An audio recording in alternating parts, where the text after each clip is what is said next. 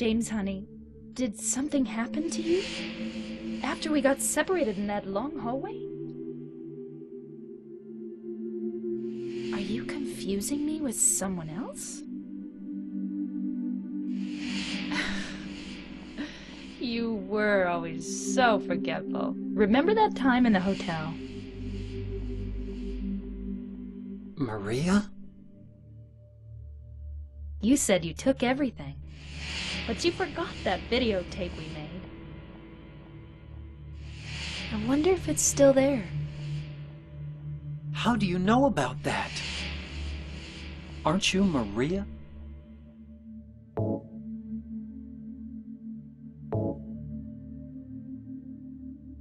Silent Hill 2 es un survival horror de 2001 que marcó un precedente no solo dentro del género, sino también dentro de la industria. Los temas abordados de manera excelente son conocidos y discutidos aún al día de hoy, como lo son el trauma, el duelo, la represión de la misma identidad y de la realidad. ¿Por qué es que estos temas resuenan incluso a veces sin desearlo dentro de nosotros? ¿Qué es lo realmente reconfortante de ponernos en los zapatos de James Sunderland y adentrarnos en el pueblo de Silent Hill con todos sus horrores y misterios? Si bien me pueden decir, pinche loco, ¿cómo es que Silent Hill es reconfortante? O sí me cae bien James, pero no me puedo relacionar con él porque claramente yo no maté a mi esposa. Justas afirmaciones, y he de decir que me tomó por sorpresa a mí también. Verán, comencé a jugar Silent Hill 2 en diciembre del 2023. Nunca había jugado ningún juego de la saga, pero era un tema que me resultaba fascinante. Ya sea a través de comentarios de la gente, artículos o videos, lo cierto es que Silent Hill guarda un misticismo, horror y secretos que resultan atractivos para un servidor que disfruta mucho de ellos. Pero ¿qué hay del terror sin una buena historia que lo respalde?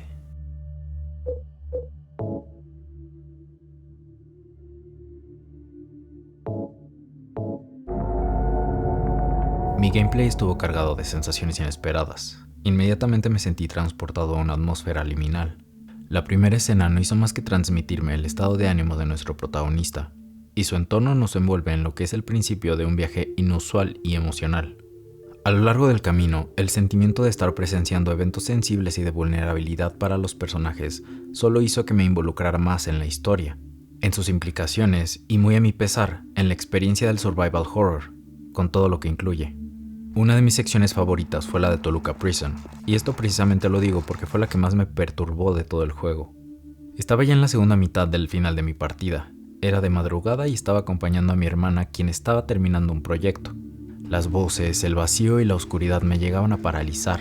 Era algo extraño porque sucedía sin la necesidad de que yo me sugestionara o quisiera que pasara.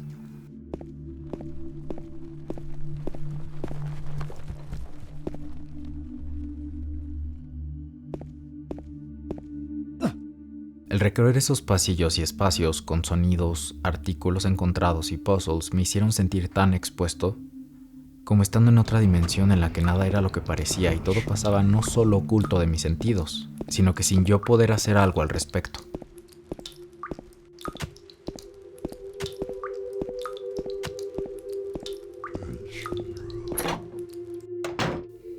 Ok, creo que entendieron el escenario. Todos tenemos cosas que no queremos enfrentar, pero que son necesarias para seguir adelante.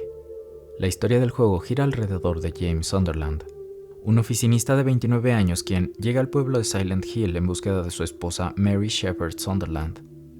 Lo interesante es que desde el comienzo se hace mención de que ella ha estado muerta por 3 años, y él ha recibido una misteriosa carta de parte de ella, la cual dice: In my restless dreams, I see that town, Silent Hill. You promised you'd take me there again someday, but you never did. Well, I'm alone there now, in our special place, waiting for you. Es esta la carta que motivó a James a llegar a Silent Hill, a pesar del estado actual de su esposa. Justo esto es lo interesante.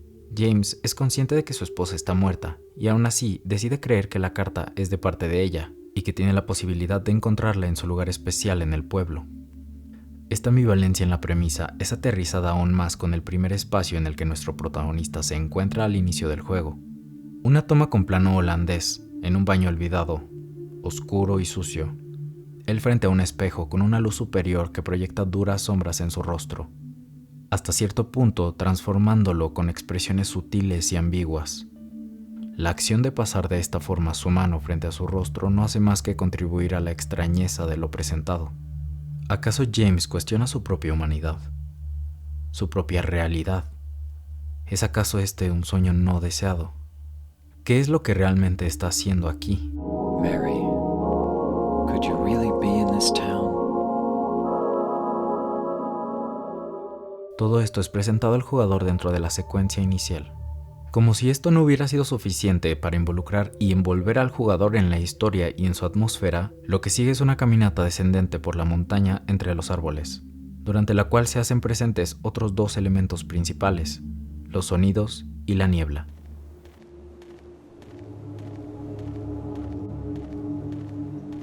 Mientras James camina, se escuchan una especie de aullidos, combinados con gruñidos y sonidos indescriptibles e invisibles a su alrededor, así como la niebla no permite que veas más allá de unos cuantos metros.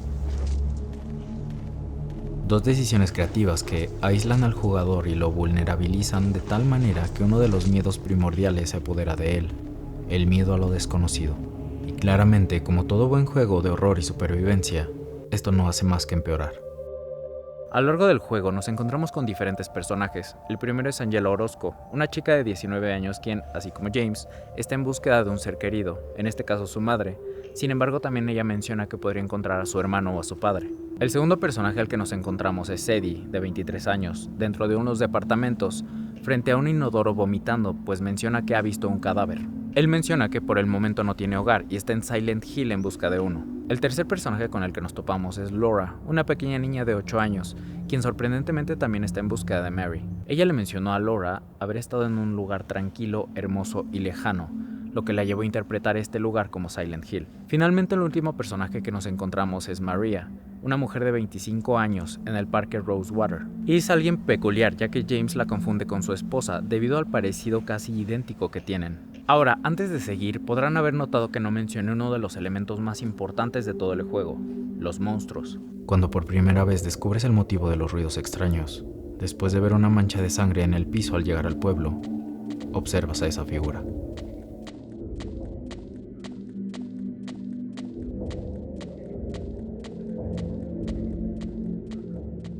Más adelante, dentro de un espacio bastante reducido, te encuentras cara a cara con ella.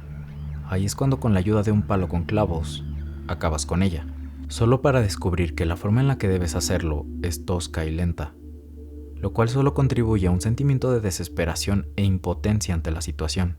Y como todo, esto no hace más que empeorar a lo largo de tu recorrido por las calles, ya que al estar explorando te encuentras con muchas más criaturas como esta, ocultas dentro de la niebla. Pero te ayudas del radio aparentemente roto que encuentras. What the? I'd better take it anyway. I might need it. El sonido de la estática, el ya hablado combate y los patrones de ataque, así como claramente los sonidos emitidos por estas cosas, te exponen a una situación bastante incómoda y estresante. En esta misma exploración igualmente encuentras artículos que te pueden ser de ayuda mientras te topas con bloqueos del camino y calles derrumbadas, artículos de salud, llaves y notas dejadas a los pies de las puertas o paredes, o en los cadáveres remanentes con los que te llegas a topar. Todo esto es un estilo de juego bastante incómodo, exacerbado por el movimiento y la cámara. En tu primera partida, al no estar acostumbrado, puede ser fácil ignorar todos estos artículos y elementos necesarios. Asimismo, todos los monstruos no te dejan tranquilo, y muchas veces no bastará con evitarlos, tendrás que seguir enfrentándote a ellos. Como cuando tratas de leer las notas dejadas por el cadáver de este sujeto, ya que no puedes recogerlas y aparentan tener cierta importancia, por lo que son imposibles de leer a no ser que mates a los monstruos a tu alrededor, pues de lo contrario estos acabarán contigo fácilmente. Estas notas transmiten quizá la característica más importante de la naturaleza de los monstruos. La primera es que estos pueden no ser percibidos por ciertas personas. La segunda es que son atraídos por la luz y reaccionan por el sonido. Sin embargo, las que parecen ser más importantes son las siguientes.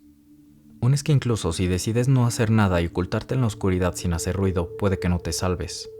Otra es que hay más tipos de criaturas diferentes a estas y que muchas de ellas las puedes matar.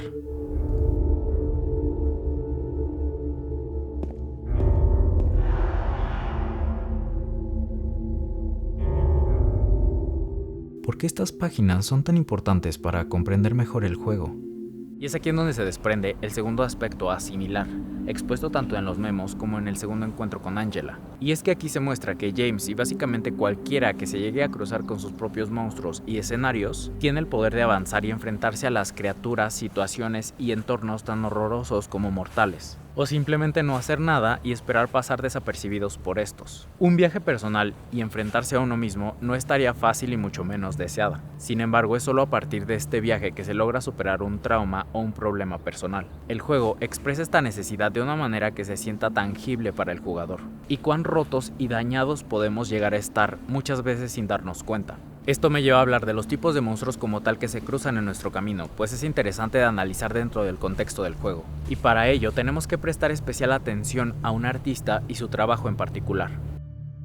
I don't know why they always think that I take horrifying subjects. I don't think there's anything horrifying about my subjects. Because the more violently, more strongly you feel about life, the more strongly you must be aware of death. Francis Bacon fue un pintor irlandés del arte figurativo que creó obras espectaculares durante el siglo XX. El figurativismo es un estilo artístico que se caracteriza por hacer alusión o referencia a algo tangible dentro de la realidad, una representación derivada de fuentes naturales de la vida. A diferencia del arte abstracto que se aleja de la realidad en búsqueda de representar la imaginería del arte. Dicho esto, Bacon y su proceso son bastante interesantes, ya que no solo sus pinturas son bastante grandes en dimensiones para ser figurativas, sino que en realidad él al momento de crear solo tenía una idea en general, y esta se desarrolla y toma forma durante el proceso. Hay un elemento de suerte o accidente dentro del proceso artístico. Esas cosas entran solo después de que tú empiezas a trabajar. Igualmente él usaba fotografías en lugar de modelos como era acostumbrado al representar la figura humana. Encuentro las fotografías mucho menos intimidantes que tener al sujeto sentado frente a mí.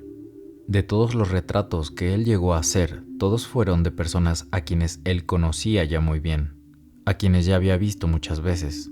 Las fotografías de estas personas eran una simple referencia visual con respecto a la apariencia física de ellas, nada más. Si eres capaz de transmitir realmente la intensidad de la apariencia de alguien, muy a menudo estás al borde de la caricatura. Él menciona como quizá esa sea la razón por la cual la mayoría de las personas cuando quieren tener su retrato pintado van con los pintores más académicos, pues por alguna razón ellos prefieren una especie de fotografía encubierta, en lugar de ser realmente atrapados, su ser, quienes son realmente, lo que ocultan y lo que no, su persona y su interior, todo lo que compone a ellos mismos. Y siento yo que todos llegamos a tener esa sensibilidad e intuición al momento de percibir a las personas o a nuestro entorno, mas no todos podemos representarlo o al menos intentar hacerlo. Asimismo, es interesante cómo a pesar de las raíces figurativas, sí está rozando los límites de lo arraigado a la realidad y tangible. Sin embargo, es posible observar a la persona y todo lo que lo acompaña y forma parte de ella.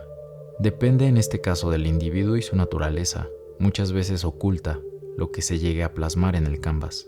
Un ejemplo de ello es su pintura al óleo Het 6, la cual toma como referencia el retrato del Papa Inocenzo X por Diego Velázquez, quien realizó el retrato de este pontífice durante su segundo viaje a Italia, entre principios de 1649 y mediados de 1651. El mismo Papa reclamó al ver su propio retrato "È troppo vero, è troppo vero". El retrato es considerado como uno de los mejores de la historia. Ahora, por parte de Francis Bacon, él realizó 40 pinturas para estudiar el retrato de Velázquez. Una de las más famosas es esta, en donde se muestra al Papa sentado gritando. Puesto en palabras de la autora Miss Chalack, las líneas verticales dan un dinamismo de una implosión, dejando a la vista el fantasma de una existencia dolorosa llena de rechazos. Los colores violetas y amarillos señalan una descomposición del cuerpo, de la sangre asentada y de la bilis. Las gotas de los vestidos papales parecen sangre derramada. El sujeto está solo, al igual que el artista, al igual que quien lo mira. El horror genera una empatía incómoda que recuerda la vulnerabilidad humana. El grito no se oye, pero se siente, cimbrando la fortaleza aparente del espectador. La realidad es que, si bien el pontífice Inocencio X realizó cambios significativos y determinantes en vida, todos basados en la caridad y claramente con el objetivo de restaurar la obra católica, es tenido en la historia como uno de los papas más políticos, participando en los conflictos de Castro y la Guerra Civil Inglesa, apoyando abiertamente en esta última a la independiente Irlanda Confederada. Todo esto en relación con un puesto como dirigente político y religioso puede generar una disyuntiva. Por un lado, tenemos al pontífice y sus obligaciones. Por otro, todo lo que resentía y experimentaba en su interior, su responsabilidad y lo abrumado que puede llegar a sentirse cualquier ser humano en un cargo así, en el que siempre tiene que exigir un balance entre lo espiritual, lo religioso, lo político y la realidad social, sin mencionar las obligaciones dentro de la vida personal. Y es aquí en donde me parece podemos distinguir la particularidad del arte de Francis Bacon. Como ya mencioné, el retrato de Velázquez se considera uno de los mejores retratos jamás hechos. Y asimismo el Papa lo sintió muy real, por lo que el cuadro logra figurar la realidad personal del individuo. Y claramente uno como usuario puede percibir en él plasmada la imagen de Inocencio. Y sobre todo, a partir de su mirada, el manejo de sombras y texturas, podemos vislumbrar las demás características que lo conforman como persona, tanto los aspectos más bondadosos como desagradables. Sin embargo, no es hasta que Bacon realiza su estudio que todos estos elementos son traídos a un nivel de expresividad sin precedentes. Aquí se expone de manera más cruda y sin filtros al Papa. Se representa, apoyándose sobre todo en el surrealismo y expresionismo, una realidad que muchas veces pasa desapercibida por el ojo común, pero que es tan viva y arraigada como todas las demás características que tienden a ser más agradables ante los sentidos. La vida de Francis Bacon fue muy dura y complicada. En su infancia sufría de ataques de asma y se le tenía que suministrar constantemente morfina. Fue esta misma condición lo que lo hizo ser rechazado en el ejército para participar en 2 de los conflictos bélicos que experimentó de cerca en su vida: la Segunda Guerra Mundial y la independencia de Irlanda. Asimismo, a los 16 años fue echado de su casa y enviado a Berlín debido a su homosexualidad. Esto por parte de su padre, Edward Bacon, un ex mayor honorario militar. Su orientación sexual terminó alienándolo tanto de su familia como de la sociedad. Asimismo, debido a la realidad de Alemania en ese tiempo, 1925, su inestabilidad mental y presión psicológica aumentaron considerablemente. Sin embargo, durante este periodo también comenzó a desarrollar su identidad artística y su pasión por figurar su alrededor, en específico a las personas. Esto con la inspiración de artistas como el ya mencionado Diego Velázquez, el noruego Edvard Munch, un exponente fundamental del expresionismo, Francisco de Goya, el artista español precursor del romanticismo, el holandés Vincent van Gogh, el francés Edgar Degas, Nicolas Poussin, o una referencia más directa, el fotógrafo John Dickin, quien fotografiaba a los amigos de Bacon, fotografías que sirvieron para la creación de múltiples retratos. Y por el lado del cine, 2 figuras muy importantes. Por un lado tenemos al español Luis Buñuel, el director de cine hispano-mexicano considerado como uno de los creadores más influyentes de la historia. He estado muy influenciado por las películas de Buñuel, especialmente Un perro andaluz, porque creo que Buñuel tenía una precisión de imágenes notable. No puedo decir cómo me han afectado directamente, pero ciertamente han afectado toda mi actitud hacia las cosas visuales, en la agudeza de la imagen visual que tienes que hacer. Por otro lado, está finalmente el director Sergei Eisenstein, un pionero en lo que consideramos hoy como montaje, mejor visto en sus films salientes La Huelga y la devastadora El acorazado Potemkin. Concluye este acercamiento a la obra de Francis Bacon. La realidad es que el paralelismo y la influencia con Silent Hill es evidente, comenzando con la concepción de un lugar que permite que veas tu ser exteriorizado, sin filtros y sin máscaras, crudo y tangible. Una sensibilidad que le permitía a Bacon realizar retratos de personas bien conocidas por él. Un espacio que, tal como el Papa Inocencio, expresa a veces lo imperceptible, pero que también forma parte del ser humano, muchas veces dejado de lado o inevitablemente repudiado. Lo grotesco e incómodo que puede llegar a ser convivir con uno mismo, con sus propios sentimientos y emociones, por más que puedas llegar a funcionar en sociedad. Prosiguiendo con esta idea y centrándonos ahora en la historia particular de James Sunderland, ahora sí podemos empezar a analizar cada espacio y monstruo.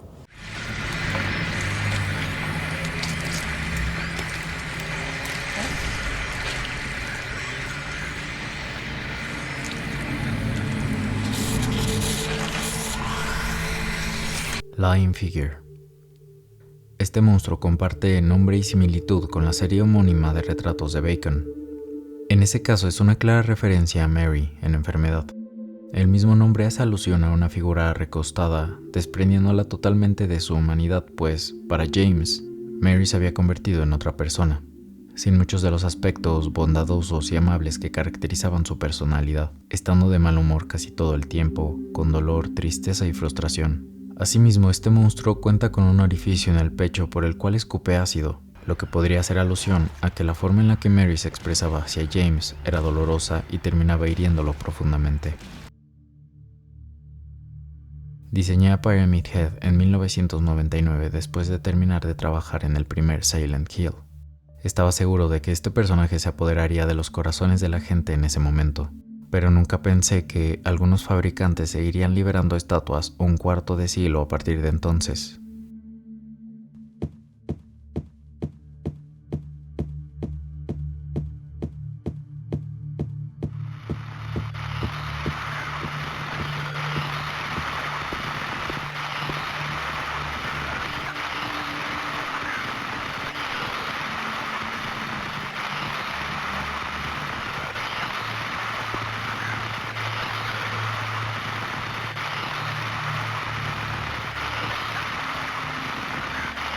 Red Pyramid Thing.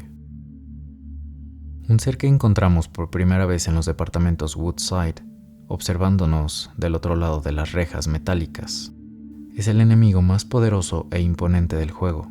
Los desarrolladores lo crearon con el fin de que sirviera en la trama como un perseguidor a lo largo del juego, una especie de Mr. X. Su diseño cumple con la forma de un verdugo castigador, portando el gran cuchillo y daga, despojado de un rostro y por lo tanto de algún rastro de humanidad.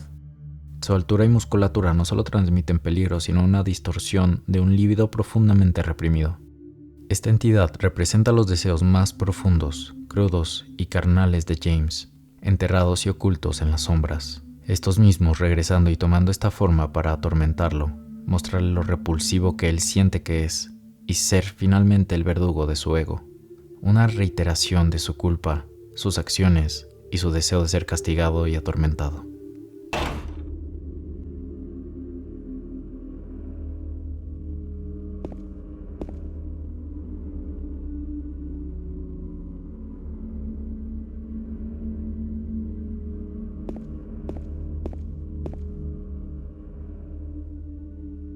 Mannequin. Este monstruo es bastante particular y directo. Nos empezamos a topar con ellos después de encontrar la linterna, la cual estaba en el maniquí vestido con la ropa de Mary. Estos monstruos entonces se hacen presentes pues reaccionan a la luz de la linterna. Sin embargo, la estática del radio no nos avisa de su presencia hasta el momento en el que se comienzan a mover. Asimismo, James presencia a Pyramid Head realizando este acto con los maniquís.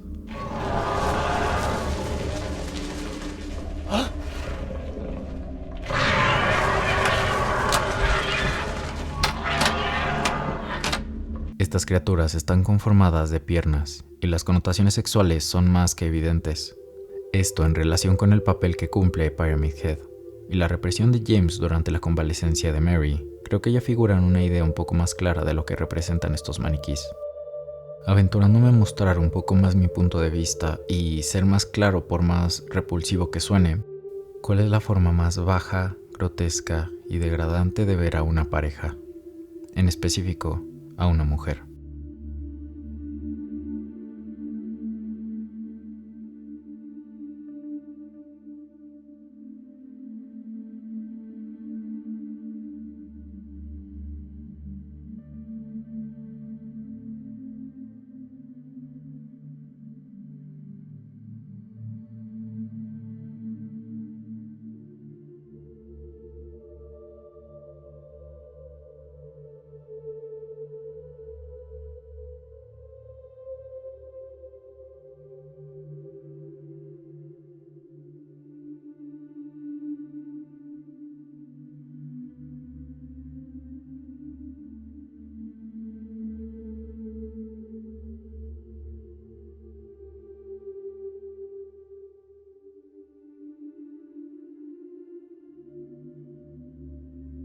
Cuando trabajé en el diseño de criaturas en Silent Hill 2, realmente hice que tuvieran su significado de apariencia en la verdadera razón del viaje de James, porque son algo así como las ilusiones de su subconsciente, no solo criaturas para tomar la puntuación.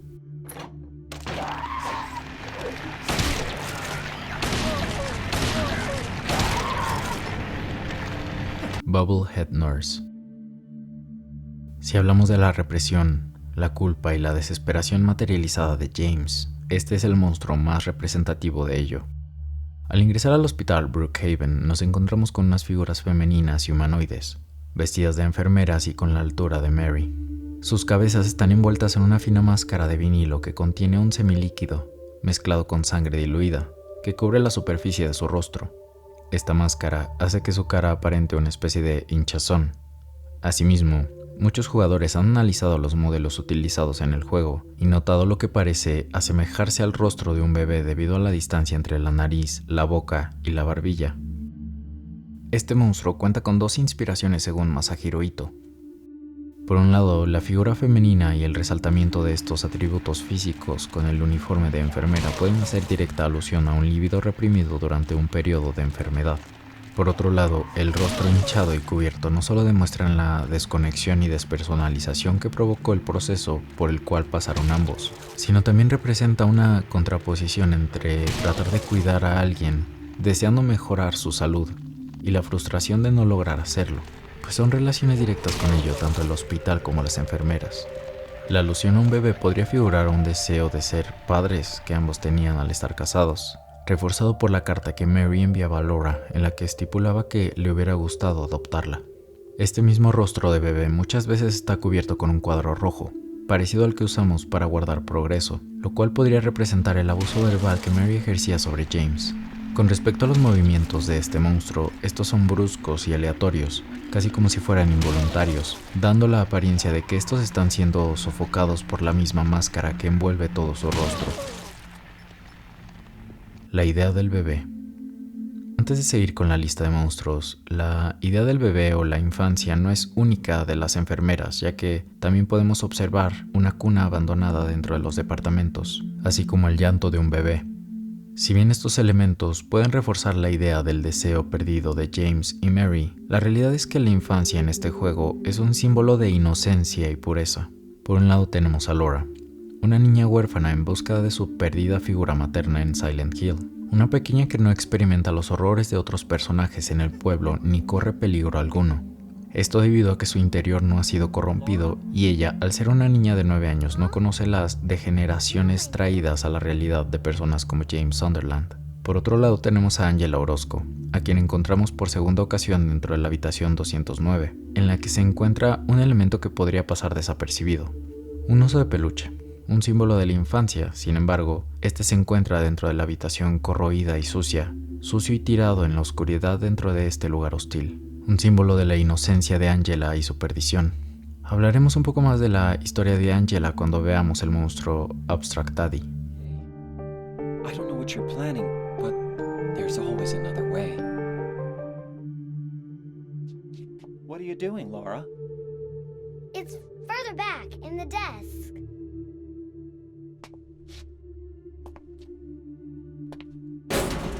Laura! What are you doing? Flesh Lip. Esta es la primera criatura en contar con una boca real, sin ser una mera alusión a esta. Asimismo, los temas recurrentes toman una figura más directa y cruda, sobre todo los relacionados al estado de salud de la esposa de nuestro protagonista.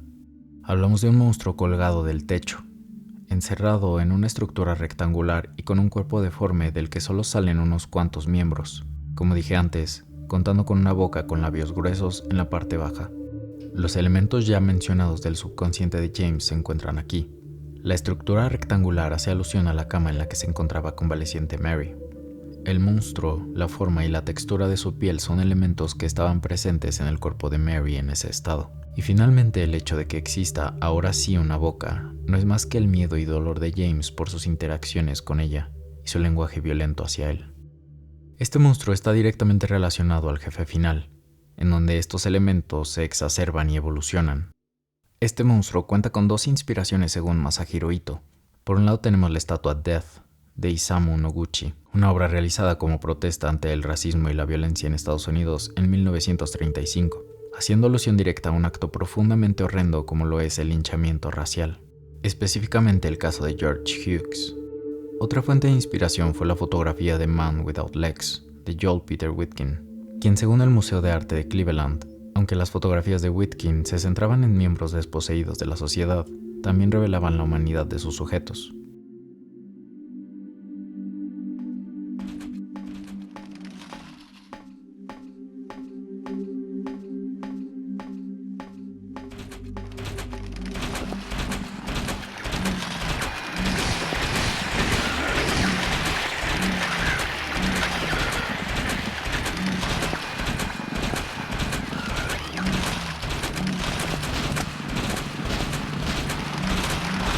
The Mandarin. Estos monstruos han sido unos de los más ignorados de acuerdo con Ito. Esto provocaría que él mismo insinuara que en Silent Hill el usuario puede causar involuntariamente que el pueblo no solo figure y proyecte su interior, sino que también contribuya en ello, una especie de poder intrínseco de creación de criaturas primigenias y universales.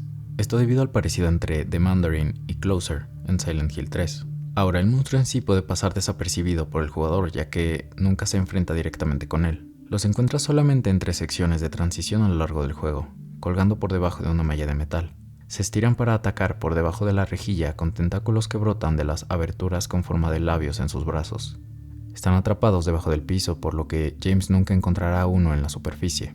Estos poseen los ya mencionados tentáculos o grandes brazos con labios al final, así como una figura femenina y un tercer gran labio en su rostro. Si bien este punto puede quedar claro el simbolismo de los labios o la boca, lo realmente llamativo de estos monstruos es el espacio en el que están. El hecho de que estén colgando de una plataforma con un abismo vacío y oscuro que acecha con recibirlos en cualquier momento puede representar dos cosas simultáneamente.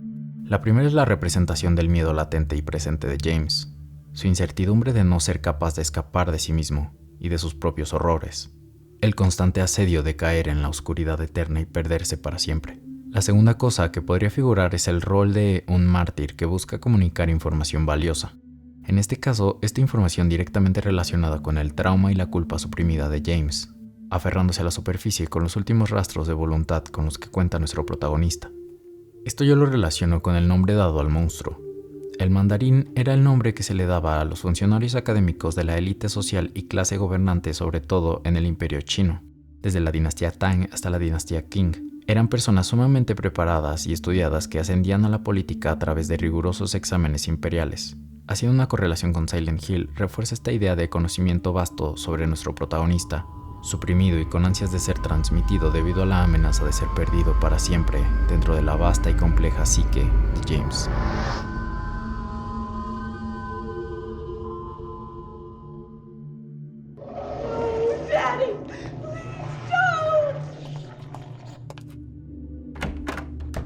Abstract Daddy. La verdad es que este monstruo parte de dos subconscientes. Siguiendo con la idea de la materialización de figuras primigenias por parte del pueblo y el subconsciente individual, Angela Orozco y James Sunderland pueden compartir este monstruo en particular. Este es un boss que encontramos en la sección del laberinto, el cual consiste en dos figuras aprisionadas en una cama, las cuales figuran estar en una posición sexual envuelta por una capa de carne que los oprime. Este ser se encuentra encerrado con Angela y se asume que es una de las manifestaciones de su trauma. Y aunque en primera instancia podría darse a entender que los mundos proyectados de las psiques de los personajes se comienzan a mezclar, la realidad es que solo estamos presenciando la perspectiva de James con respecto a lo que Angela experimenta. No estamos viendo realmente el punto de vista de Angela representado en este ser. Esto explicado por el mismo Masahiro Ito. Solo Angela sabe lo que ve, su Abstract Daddy. James, los jugadores y yo no podemos ver lo que ella ve. Estamos del lado de James, y ¿quién puede decir que el Abstract Daddy que James ve es igual que el suyo? Orozco experimentó abusos repetidos por parte de su padre y hermano desde edades muy tempranas. El nombre del monstruo se traduce como papi abstracto. La primera parte haciendo directa alusión a un sentido de inocencia, muchas veces partiendo de una mente infantil al referirse de esa forma a su padre. Por otro lado, el abstracto pudiera significar la forma en la que Angela interpreta lo que su padre le hacía. una especie de inhabilidad para aterrizar, comprender y arraigar la realidad de este tipo de acto por parte de una niña, materializándose de forma desconocida para James, siendo él mismo el que involuntariamente terminará expresándolo de esta forma, claramente siendo influenciado por su propio trauma y experiencias latentes con Mary, trayendo elementos como la cama, la persona enclaustrada y su opresión en ella como si se tratase de una prisión. Este monstruo igualmente aparecería en la sección del Hotel Lakeview, manteniendo igualmente la boca característica de la violencia verbal, siendo igualmente una alusión a una parte fálica, correspondiendo con la interpretación de James hacia el trauma de Angela. Ella fue la que asesinó a su padre y por otro lado, le menciona a James que él no amaba realmente a Mary, después de asesinar al monstruo, en esta habitación hecha de carne y orificios en las paredes con algo tubular casi asomándose. Es justo después de esta habitación en donde entramos a la zona del ahorcado, en la cual tenemos que resolver el acertijo relacionado a los presos de Toluca Prison. Antes, al entrar, descubrías que había un campo de concentración para los presos. A estos se les juzgaba y castigaba de acuerdo con el crimen. Sin embargo, nuestro trabajo, si es que queremos seguir avanzando, es liberar a uno de ellos, el cual era inocente y simplemente estuvo en el tiempo y lugar equivocados. En cuanto a los acertijos, este es uno de los que más disfruté y me gustó mucho, pues por primera vez genuinamente sentí que estaba haciendo algo justo y desinteresado. Además de hacer alusión directa a un reflejo, no solo expresándose por las posiciones de las cuerdas coordinadas con los cadáveres, sino en la simetría del pasillo y las habitaciones. Quizá justo ese sea el punto. El arco de redención de James es el corregir y liberar a un inocente. El hecho de que él mismo haya bajado la cuerda debe ser un augurio de que está casi intercambiando lugares, que ahora la justicia será impartida hacia él mismo por los monstruos rojos piramidales. But you know what? It doesn't matter if you're smart, dumb, ugly, pretty. It's all the same once you're dead. And the corpse can't laugh. From now on, if anyone makes fun of me, I'll kill him. Just like that. Antes de salir y dirigirnos hacia la zona final, nos encontramos con Eddie. A él lo conocimos por primera vez en los departamentos, después en los bolos y finalmente nos terminamos topando con él una última vez, en la que descubrimos que él ha estado cometiendo una serie de asesinatos durante su estancia en Silent Hill. Al momento de enfrentarnos con él, su área es un refrigerador con criaturas colgando, simulando ser puercos, un símil de cómo él se ve a sí mismo, debido a la opinión social y el maltrato psicológico experimentado. James es forzado a matarlo, y él, al darse cuenta de que mató a un ser humano, se horroriza. Sin embargo, le viene a la mente Mary y se pregunta a sí mismo si ella realmente murió hace 3 años. Un presagio de su paulatina culpa al respecto, los inicios de la verdad saliendo y manifestándose en el consciente de James. Después de esto, James tiene que cruzar Toluca Lake. Por un lado, el agua es un símbolo de pureza y claridad. Por otro, esta es combinada con la niebla, la cual ahora no es usada para infundir terror, paranoia o vulnerabilidad, sino que exacerba la metáfora de lo profundo y denso que es seguirse adentrando en el inconsciente de James. La luz como guía, a pesar de que en muchas ocasiones atraiga amenazas, es cuando cada vez más onírico y abstracto se vuelve todo. De alguna forma, James necesita purificarse para poder conocer la verdad. Está a punto de entrar a un lugar sagrado para él, su lugar especial con su esposa. Una vez ahí, el piano es uno de los objetos más importantes, pudiendo expresar el recuerdo de la Mary de la cual James se enamoró. Es aquí en donde nos volvemos a encontrar a Laura, y lamentablemente le terminamos rompiendo el corazón eventualmente al confesarle la verdad sobre Mary. Una niña que en un principio había sido descortés y algo traviesa con James, partiendo de una desconfianza y desagrado debido a que ella también pensaba que él realmente no amaba a Mary, pues casi no la visitaba en el hospital. Sin embargo, con el tiempo, Laura se muestra mucho menos descortés con James, proporcionándole más detalles sobre Mary e incluso mostrándole la carta que ella le había escrito. La realidad es que Laura es alguien que podría representar para James la pureza y bondad de Mary, no solo porque ella amaba a Laura, sino porque es un ser inocente que estaba en su búsqueda también, un objetivo compartido con James que justo cuando existía la posibilidad de empezar a generar un vínculo, él le dice la verdad.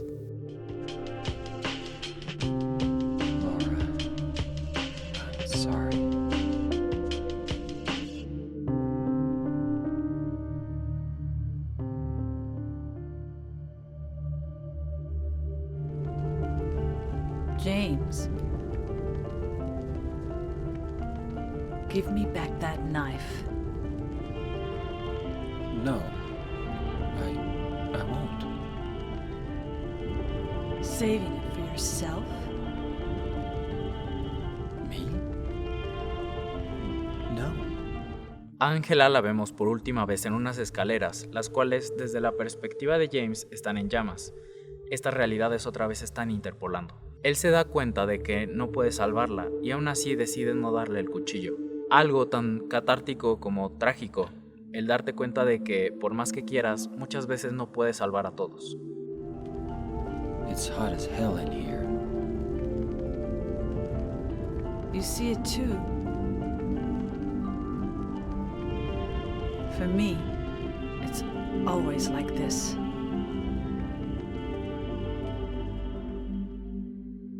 How long does she have?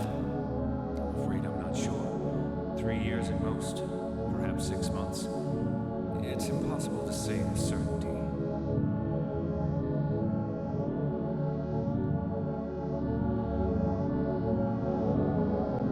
Mary. La evolución hacia algo más directo y expresivo, la figuración que engloba todos y cada uno de los elementos experimentados, encarnando directamente el nombre del fruto de su trauma. James encuentra este monstruo después de subir una serie de escaleras en una atmósfera de realización, aceptación y claridad. Una especie de catarsis representada por una latente inundación del espacio y la literal ascensión de nuestro protagonista hacia el final de su viaje. Algo simbólico, ya que en primera instancia James tuvo que descender continuamente, cayendo voluntariamente por los agujeros, adentrándose cada vez más en su subconsciente. Por otro lado, al él tener claridad y decidir seguir adelante, comienza a ascender, desde el sótano hasta la parte más alta del hotel, enfrentándose primero a los dos Pyramid Heads, y después a Mary. Este monstruo cobra vida a partir del personaje de Mary o Maria, esto dependiendo del tipo de final que haya desbloqueado el jugador. En mi caso, el tipo de final es In Water, por lo que se me presenta Maria, con la cual James intercambia el siguiente diálogo. I'll be here for you forever, and I'll never yell at you or make you feel bad. That's what you wanted. Now I understand. The problem is, you're not Mary. No, James. I won't let you. I'll never let you have your Mary back.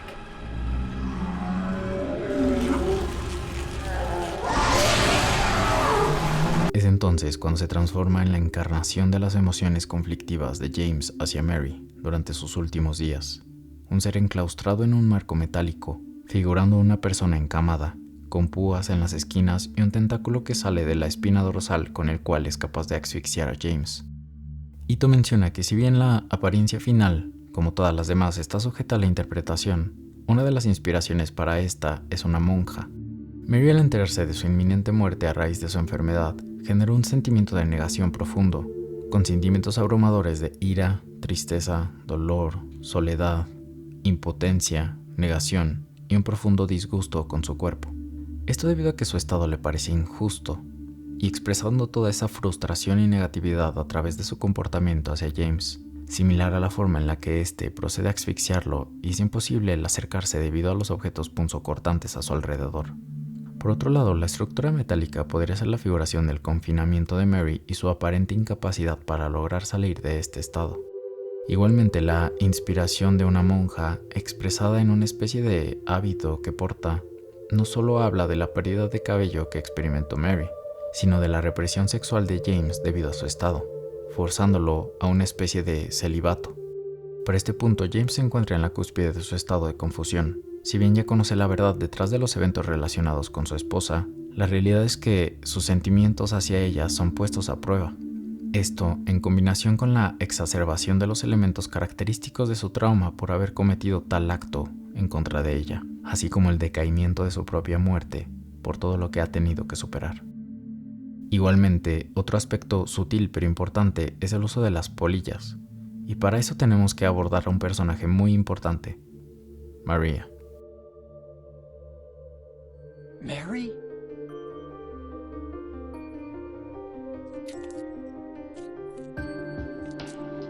No, you're not. I look like your girlfriend? No, my late wife. Maria, alguien que bien podía ser un doppelganger de Mary, se presenta ante James como una mujer atrevida, seductora y cordial. Quizá lo que a James le hubiera gustado que fuera y siguiera siendo Mary en su etapa terminal. Esto despierta en James un sentimiento de deseo, exacerbado precisamente por su vestimenta de color rojo. Ella posee un tatuaje de mariposa, un símbolo universal de transformación y metamorfosis, ya sea representando la mera transformación de Mary o el proceso de cambio por el que James se encuentra. Y como Maria figura un símil de su objetivo o lo remaneciente de Mary, siendo ella su acompañante durante todo este proceso. Igualmente la mariposa es considerado un ser tanto hermoso como delicado, que también ha pasado por este proceso de metamorfosis partiendo de una oruga, de alguna manera representando la enfermedad y el estado de Mary antes de morir. Otros ser alados son las polillas. Estas suelen ser también un símbolo de transformación, muchas veces asociadas a la muerte. Asimismo, estos seres cumplen un papel crucial en la polinización, ayudando a la armonía en la vegetación del planeta. Un papel similar al de las abejas, distinguiéndose de ellas porque ellas realizan su proceso durante las noches. Igualmente, muchas de ellas se alimentan de flores. Más allá de su constante cambio y adaptabilidad, estas tienden a prosperar en la oscuridad, así como son atraídas por la luz. Es por eso que cuando por primera vez nos encontramos con ellas, es después de encontrar la linterna en el maniquí con la ropa de Mary, en la habitación 202 de los departamentos Woodside, partiendo de una correlación de la polilla con ella. Igualmente durante el juego, atravesando por un pasillo, James recuerda la vez que quiso regalarle flores a Mary. Sin embargo, esta las rechazó y las despreció. Mary? What do you want, James? I brought you some flowers. Flowers? I don't want any damn flowers. Just go home already. Mary, what are you saying? Look, I'm disgusting. I don't deserve flowers.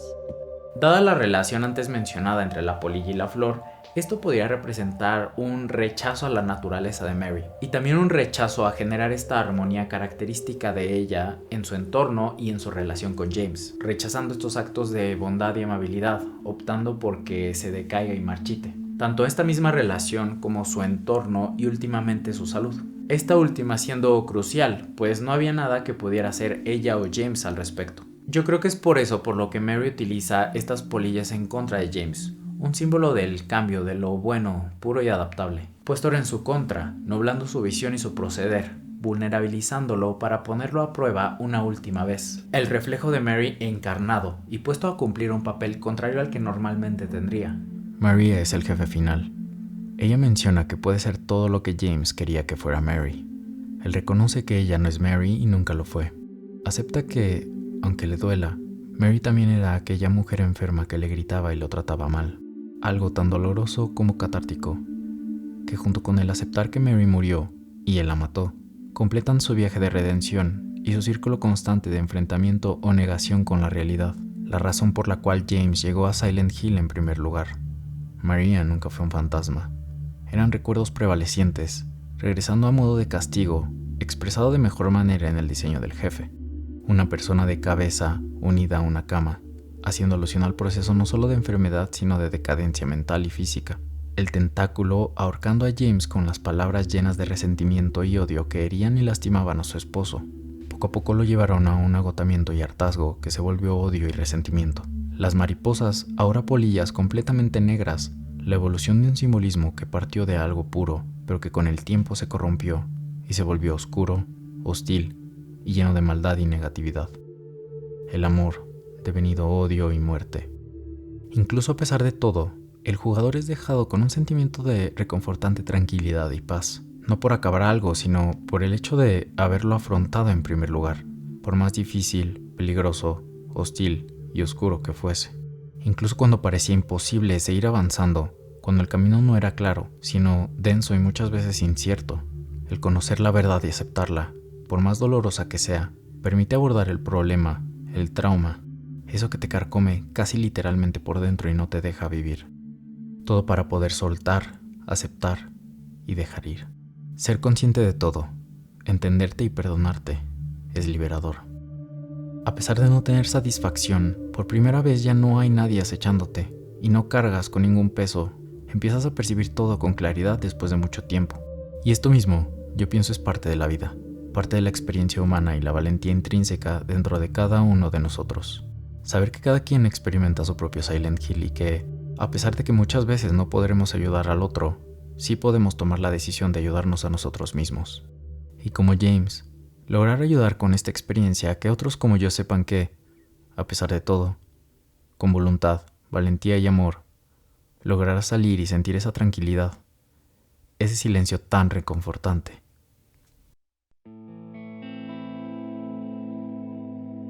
In my restless dreams, I see that town. Silent Hill.